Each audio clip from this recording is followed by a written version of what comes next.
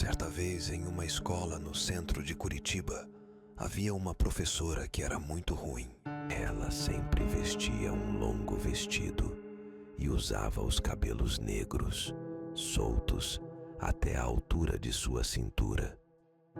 Além disso, ela possuía a irritante mania de bater com suas canetas quando queria atenção. Ela costumava brigar muito com seus alunos, chegando a pegar com força alguns deles pelos braços.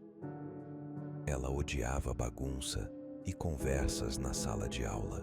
Inconformado com a forma que era tratado, um garotinho chegou a reclamar com seus pais, o que fez com que a professora fosse demitida.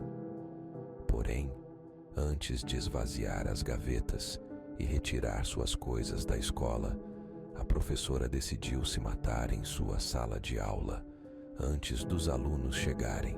A forma que ela tirou sua vida não foi revelada, mas dizem que ela amaldiçoou todos os alunos que faziam bagunça e conversavam em sua sala de aula, especialmente aqueles que reclamaram dela e a fizeram perder seu emprego. Então, conta-se que uma das crianças estava deitada, se preparando para dormir em sua casa, quando ouviu um estranho barulho.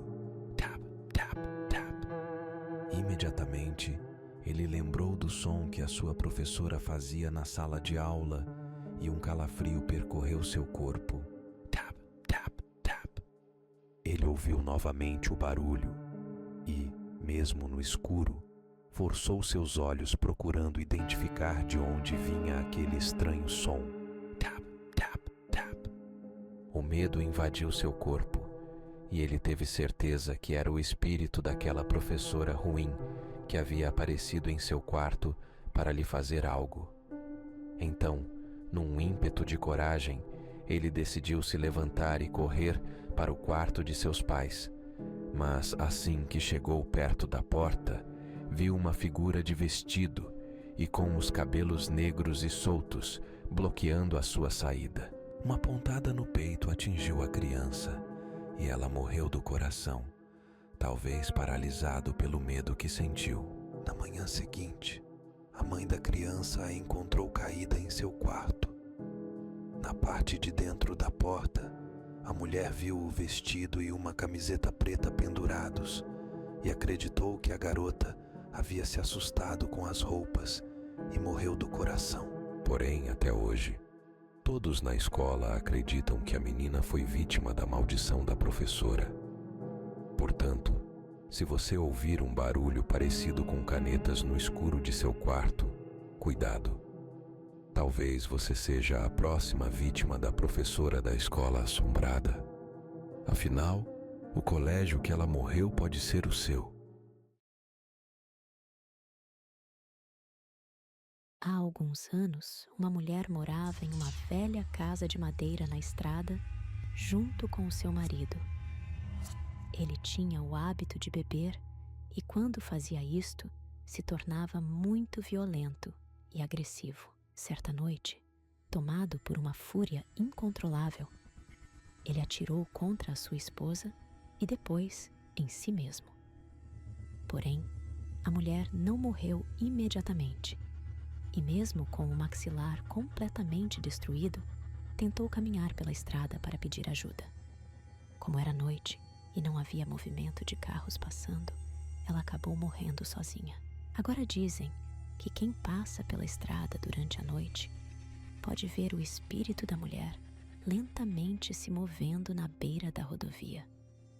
Alguns motoristas, pensando ser uma mulher em apuros, acabam parando para oferecer ajuda, apenas para ver ela se virar e soltar um grito sobrenatural com sua mandíbula completamente destruída e o sangue borbulhando e escorrendo pela face. Esta não é uma história de terror, e sim um relato sobre o misterioso fantasma de uma jovem que costuma aparecer em uma estrada brasileira. Relatos de fantasmas em estradas são comuns em várias partes do Brasil. A maioria diz respeito às muitas vítimas do trânsito causadas por alta velocidade, estradas em péssimas condições de uso, imprudência e outros motivos. O fato é que viajar durante a noite pode ser aterrorizante sobre diversos motivos.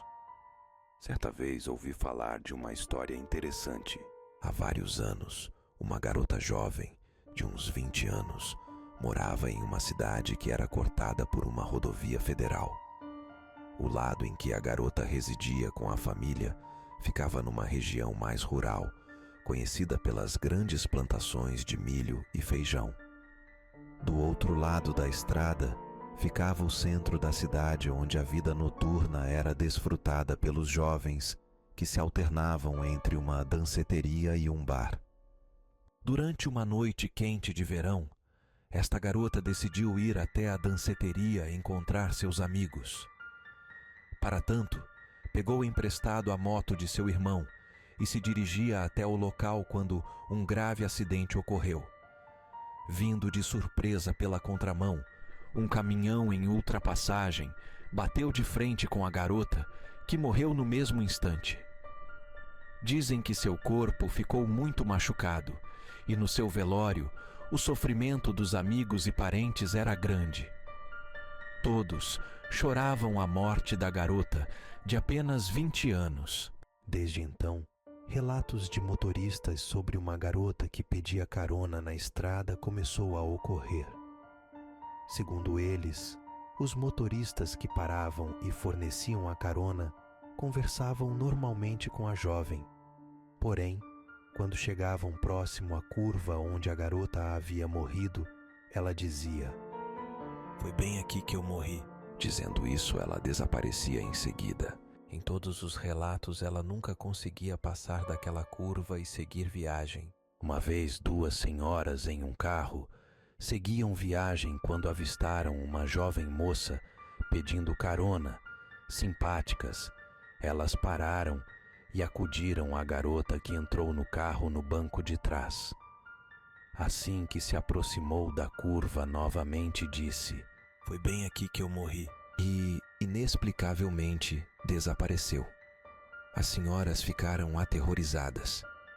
Como isto havia ocorrido? Perguntou uma para a outra. Porém, ninguém sabia explicar. O que todos diziam é que ela queria prosseguir na estrada, mas não conseguia, pois no local onde havia ocorrido o acidente, não lhe era permitido passar. A família da garota, sabendo da história, ficou muito assustada. Não conseguiam entender o motivo dela não ter prosseguido na vida pós-morte. Qual seria o motivo dela continuar presa à vida terrena? Seria o choque de morrer tão jovem que impedia o espírito da garota de dar continuidade em sua evolução? O real motivo ninguém sabe. E quanto à jovem fantasma da curva, dizem que até hoje ela costuma aparecer pedindo caronas. Será verdade ou mentira do povo? Crendice popular? Só passando pelo local à noite para saber.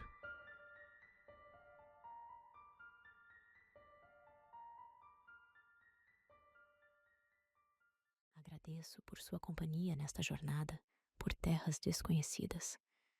Se gostou, se inscreva no canal para continuarmos a trazer mais relatos assustadores para vocês.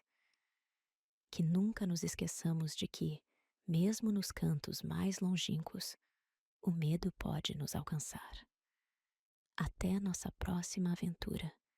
Que seus sonhos sejam iluminados e livres de escuridão. Muito obrigado por assistir e embarcar nessa viagem comigo.